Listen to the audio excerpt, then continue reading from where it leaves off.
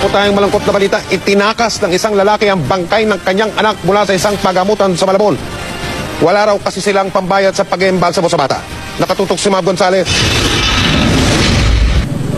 Nakasalampak sa bangketa. Yakap-yakap ang isang balumbo ng tela na yun pala'y bangkay ng anak niya. Ganito na namin inabutan si Marlon De Leon sa labas ng Missionaries of Charity sa Tayuman, Manila. Kwento niya, galing sila sa pagamutang bayan sa Malabon. 2 araw na kasing nagsusukat dumudumi ang 2 taong gulang na anak niyang si Kevin. Kasakit po siya eh, dinala ko sa ospital eh.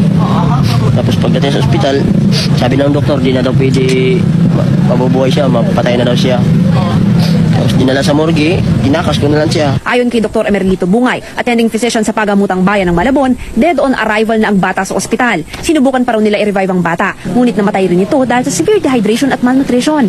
Wala naman daw babayaran ng ama sa ospital, maliban na lang sa gamot na kailangan pang resuscitate. Nakahiwalay ng kwarto ang morgue sa ospital, kaya hindi na rin nahabol ng gwardiya ang tatay nang itakas nito ang bata. Pumunta si Marlon sa Missionaries of Charity para humingi ng tulong pampalibing sa anak. Ang problema, 10 oras na ng gabi kaya di na siya natulungan ng mga madre. Tuna siya sa labas ng charity home, inabutan ng mga responding pulis. Sabi ko, aminin mo sa akin, baka tinakas mo yan?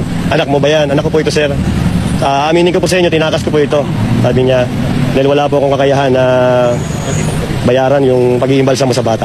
Habang naroon naman, may mga mabuting Samaritano na nag-abot sa kanya ng konting pera at pagkain. Bakit di pa kumakain? Naisip ko siyempre, kasi tao lang tayo eh, posibleng mangyari sa atin.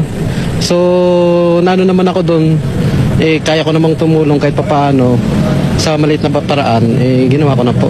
Lumaon, pumayag na rin ang tatay na dalhin ng bata sa Jose Reyes Medical Center bago siya ilibing sa tulong ni Manila Vice Mayor Isko Moreno. Mav Gonzales, nakatutok, 24 oras.